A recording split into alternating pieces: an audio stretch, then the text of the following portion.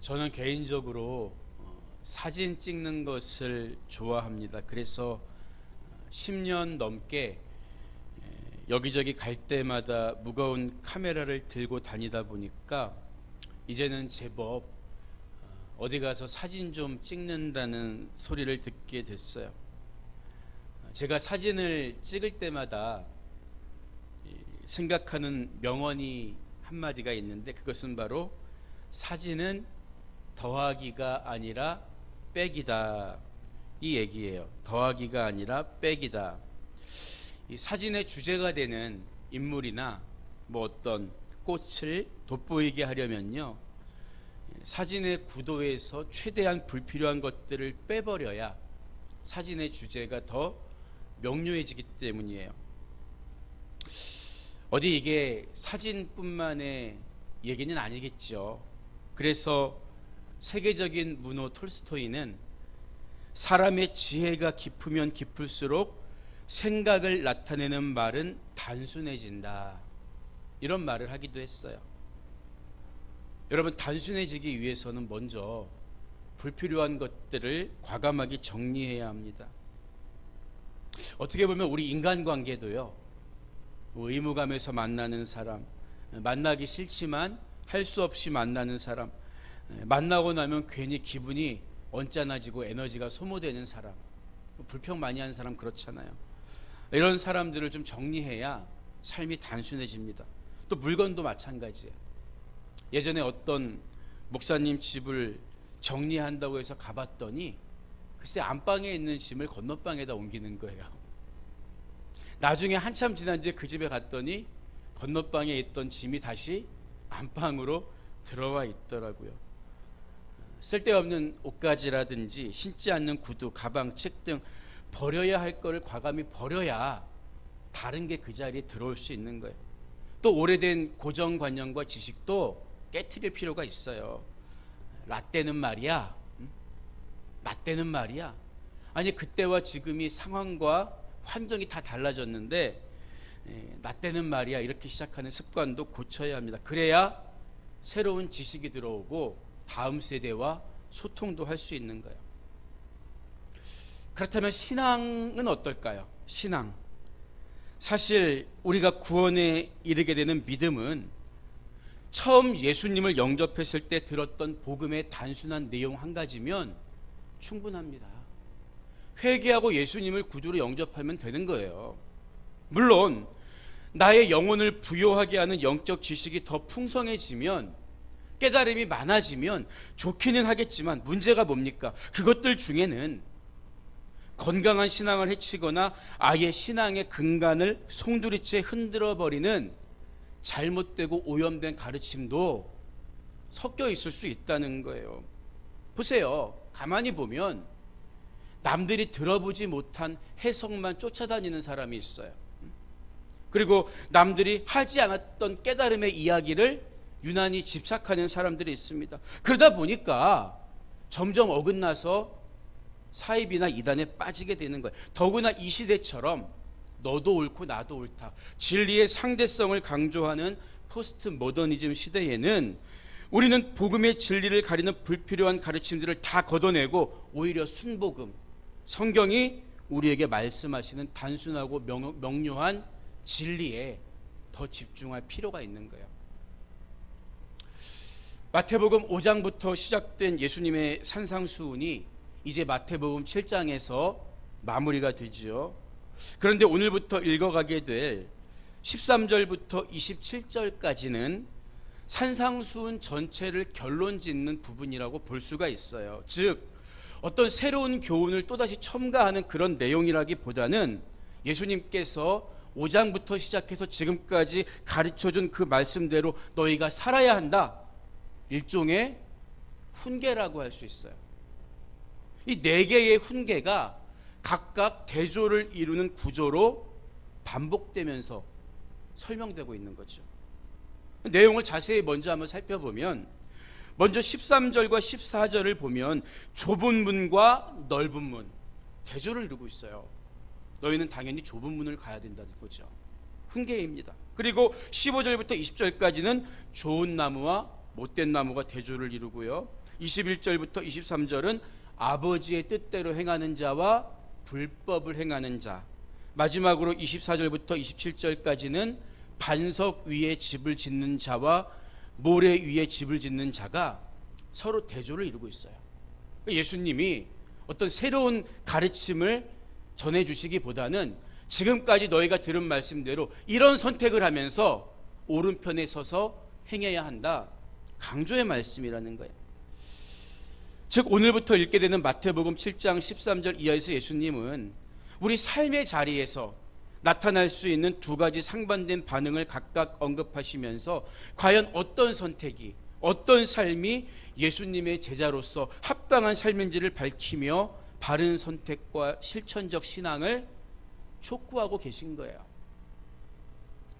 오늘 우리가 읽은 13절부터 20절까지 말씀 속에는 설명드린 것처럼 좋은 나무가 무엇인지, 좁은 문이 무엇인지, 좋은 나무가 무엇인지, 이 두 개의 주제가 들어있어요. 그래서 말씀을 들을 때 집중력이 분산될 수 있는 여지도 있습니다.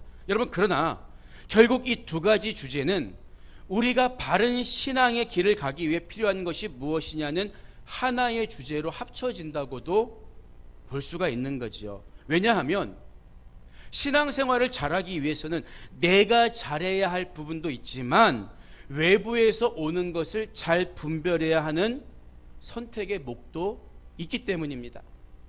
내가 잘해야 할 것이 좁은 문으로 들어가기를 힘쓰는 것이라면 외부적으로 잘해야 하는 게 뭐예요? 거짓 선지자들의 가르침에 미혹당하지 않고 잘 분별하는 거죠. 이 두 가지가 연결되어 있다고 볼 수 있습니다. 먼저 본문 13절과 14절을 보면 예수님은 좁은 문으로 들어가라, 멸망으로 인도하는 문은 크고 그 길이 넓어 그리로 들어가는 자가 많고 생명으로 인도하는 문은 좁고 길이 협착하여 찾는 자가 적음이라, 이렇게 말씀하세요. 우리가 신앙생활을 잘 하려면 목표가 분명해야 하는데 그게 바로 좁은 문이라는 거죠. 우리나라 양궁 선수들의 양궁 실력은 세계에서 따라올 사람이 없죠. 그래서 올림픽이나 이런 경기를 보면, 국제 시합을 보면 제일 마음 편하게 보는 종목 중에 하나가 양궁이에요. 양궁. 축구 같은 경우는 이기고 있어도 얼마나 불안해요.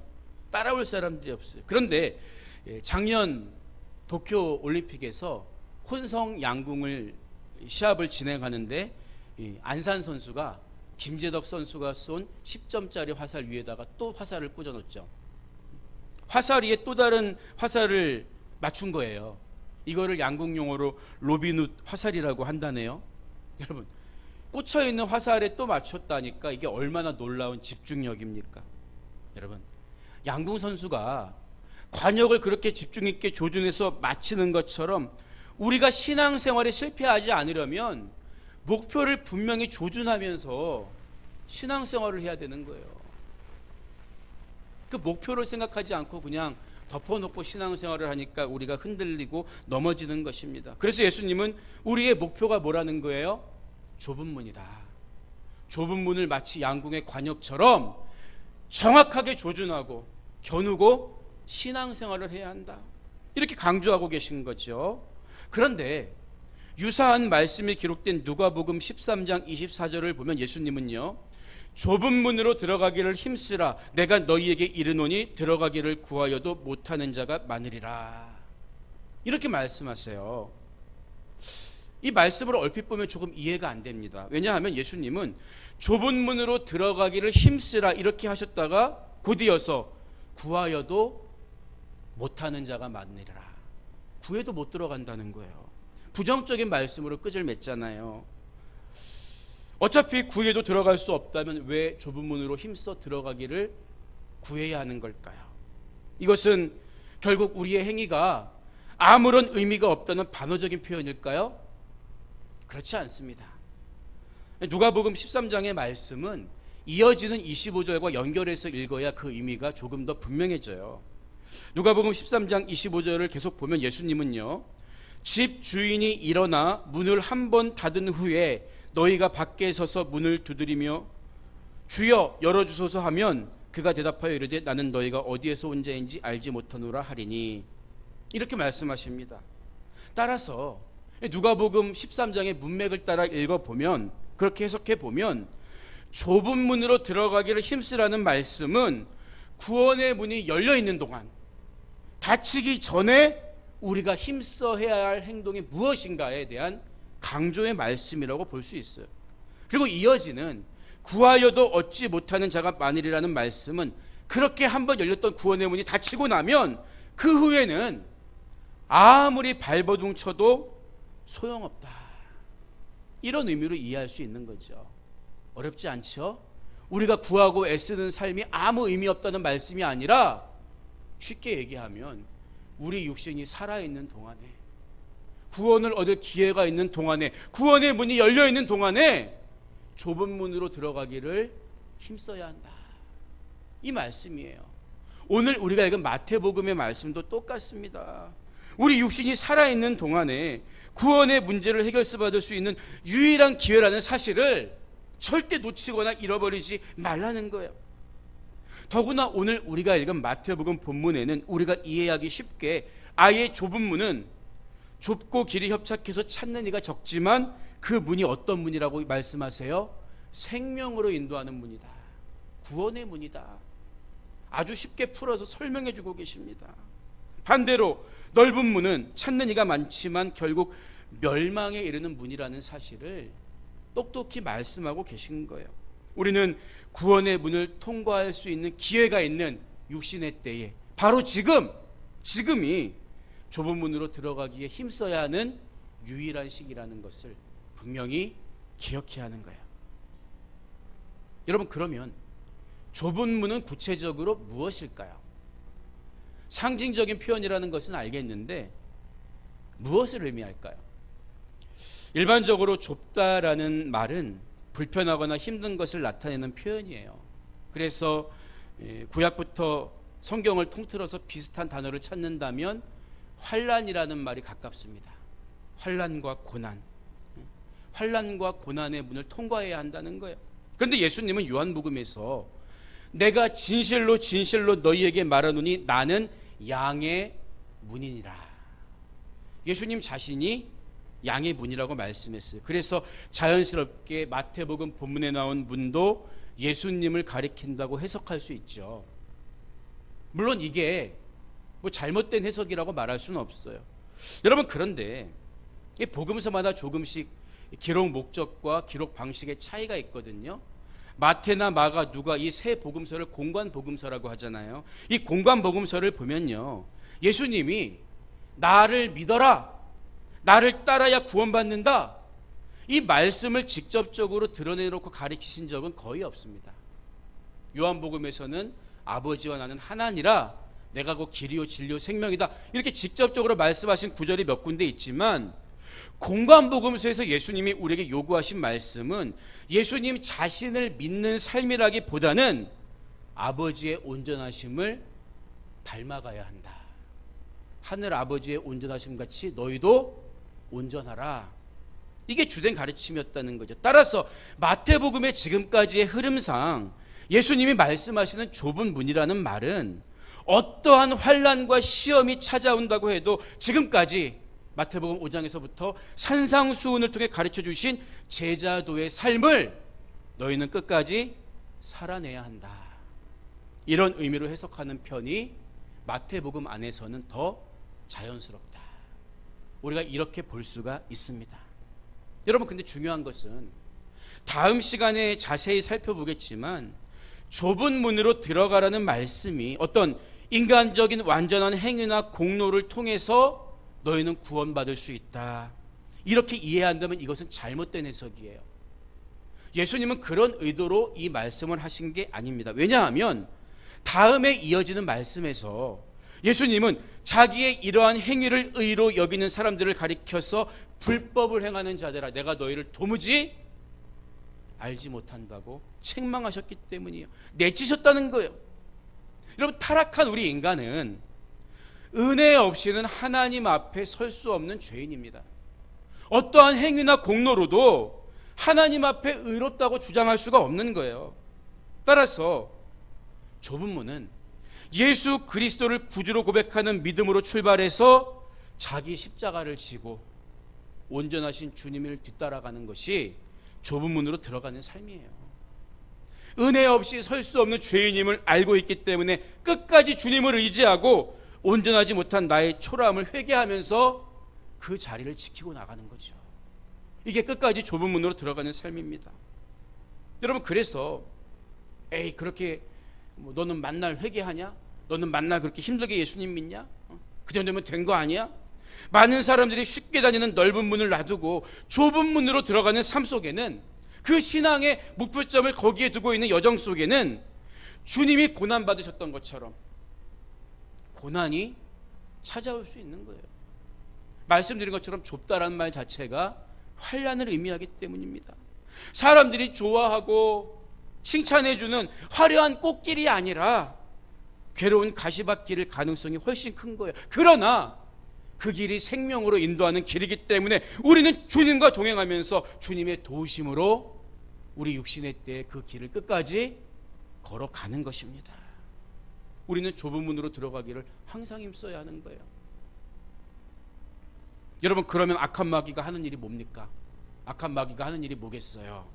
이렇게 좁은 문으로 들어가기 위해서 몸부림치는 우리 성도들을 넘어뜨리기 위해서 보다 쉽고 넓은 문을 우리에게 들이대면서 유혹해 오지 않겠습니까?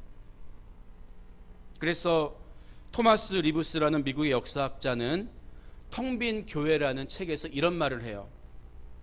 미국의 기독교를 평가한 거죠. 현대 미국 사회의 기독교 신앙은 수월하고 낙관적이며 편리하고 모순이 없는 것을 추구하려는 경향이 있다. 자기 희생이나 훈련, 겸손, 내세를 보는 눈, 영혼을 위한 열정, 그리고 하나님을 두려워하거나 사랑하는 마음을 요구하지 않는다. 우리가 지금 누리고 있는 이것을 소비자 기독교 신앙이라고 부르면 제일 좋을 것 같다. 값은 싸면서 소비자 만족은 보증되는 것과 같다. 이렇게 평가하고 있어요. 여러분, 보세요. 넓은 문으로 가려는 사람들은요, 마음이 불안하잖아요. 자기를 합리화시키려고 합니다. 아니, 왜 하나님은 모든 사람이 구원받기 원한다면서 왜 그렇게 구원의 문을 좁게 만드신 거야? 그건 하나님의 뜻이 아닐 거야. 한술 더 떠서 하나님은 사랑이시기 때문에 회개도 필요 없고 결국엔 다 천국에 들어갈 거야. 이렇게 주장하는 사람들이 얼마나 많습니까? 현대 신학자들 중에도. 여러분, 그러나 생명으로 인도하는 문이 왜 좁아졌습니까? 왜 좁아졌나요? 그것은 하나님의 책임이 아니라 인간이 저지른 죄의 결과로 그렇게 된 거예요. 성경이 그 사실을 우리에게 다 밝히 말해주고 있잖아요. 죄로 인해 사망 아래 놓인 인간을 대신해서 하나님의 아들이 그 좁은 길이라도 만들기 위해서 이 땅에 오셔서 대신 죽으셔야 했잖아요. 그리고 지금도 마귀는 우는 사자처럼 할 수만 있으면 그 택한 자라도 미혹하고 쓰러뜨리려고 덤벼들고 있기 때문에 우리는 끝까지 믿음의 선한 싸움을 싸우면서 최후 승리를 얻을 때까지 좁은 문으로 들어가야 하는 거예요. 그런데 마귀는 계속해서 하나님이 사랑이신데 생명으로 인도하는 문을 그렇게 어렵게 만들어놨겠어? 우리 마음을 흔들고 합리화시키게 만드는 거예요. 여러분, 그래서 따지고 보면 신앙이 뭘까요? 이미 받은 구원을 빼앗기지 않는 싸움이라고 할 수 있어요. 빼앗기려는 마귀와 빼앗기지 않으려는 나의 싸움입니다. 근데 혼자만의 싸움이 아니에요. 성령님이 우리 안에서 이 선한 싸움을 이길 수 있도록 도와주신다는 거예요. 그렇기 때문에 여러분, 우리가 신앙생활 하는 데 있어서 중요한 포인트 중에 하나가 뭔지 아세요? 이전에 몰랐던 새로운 진리를 더 많이 깨닫는 것도 중요하지만 이미 얻은 구원과 깨달은 진리의 말씀을 흔들림 없이 지키는 게 더 중요한 거예요, 이게. 근데 마귀는 계속해서 거짓 선지자들을 앞세워서 우리 믿음을 흔들려고 하죠. 들어보지 못한 복음을 자꾸만 섞으려고 해요. 그래서 예수님은 15절을 보면 거짓 선지자들을 삼가라. 양의 옷을 입고 너희에게 나아오나 속에는 노략질하는 일이라. 이렇게 경고하신 거예요. 여기서 삼가라는 말씀의 원어적인 의미는 마음을 돌이켜라, 경계해야 된다, 이런 뜻입니다. 여러분, 등이 가려울 때 효자손으로 긁으면 얼마나 시원해요. 그렇죠? 우리가 주님의 뒤를 따라가는 길에 분명히 환난과 어려움이 있잖아요. 그게 좁은 문이에요. 그때마다 거짓 선지자들은 마치 우리의 가려운 데를 긁어주는 것처럼, 너 어려웠던 그 말씀의 의미가 뭔 줄 알아? 이런 뜻이야.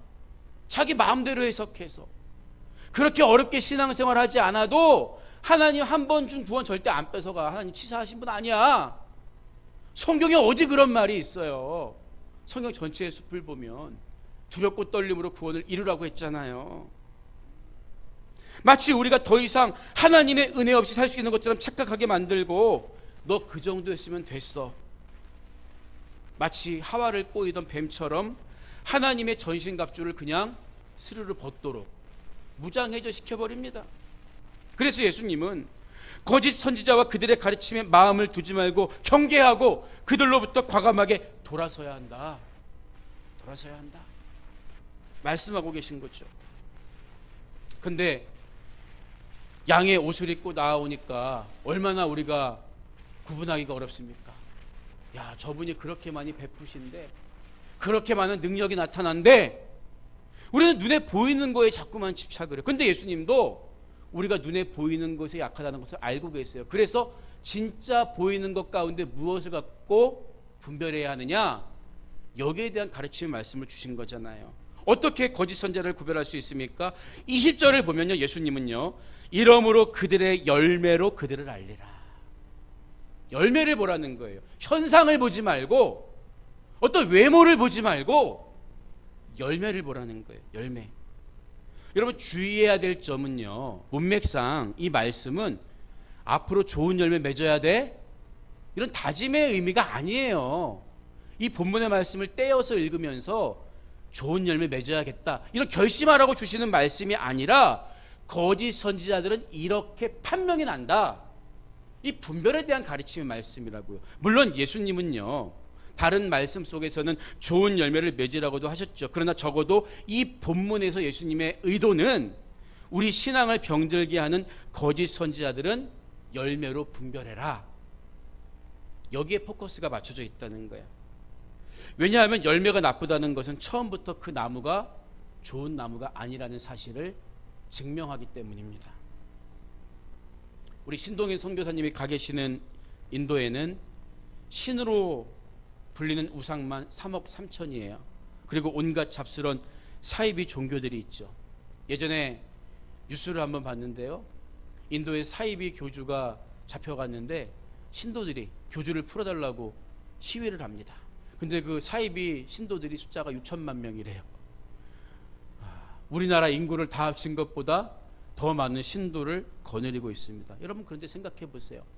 다수가 따른다고 해서 거짓이 진리가 될 수 있을까요?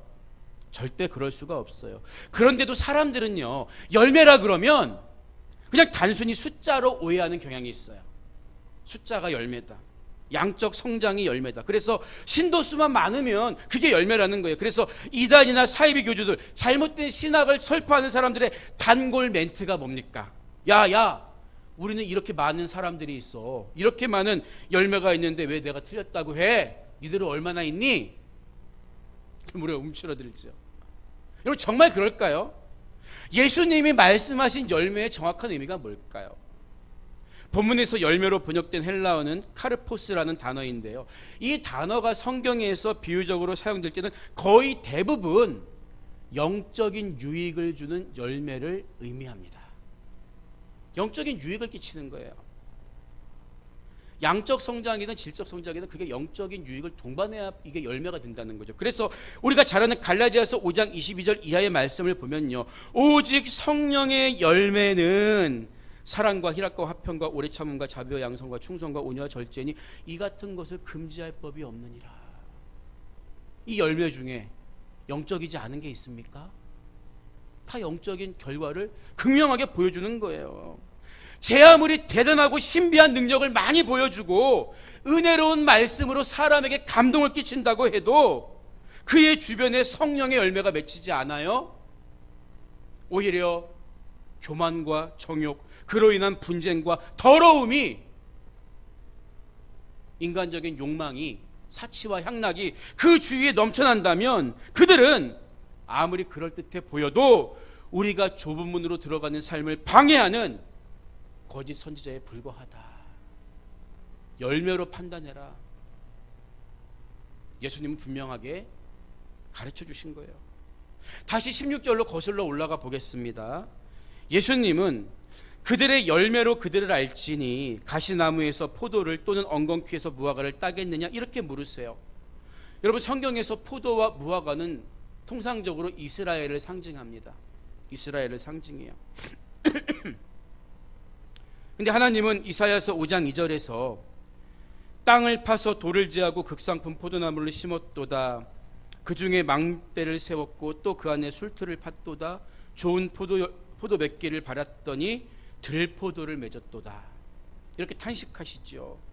아브라함이라는 극상품의 포도 종자를 심어서 천하 만민이 복을 받게 하는 이스라엘이 제사장 나라가 되기를 원하셨지만 이스라엘은 먹지도 못하고 팔지도 못하고 쓸데도 없는 들포도를 맺고 만 거지요. 보세요. 사과나무에서 사과가 열리죠.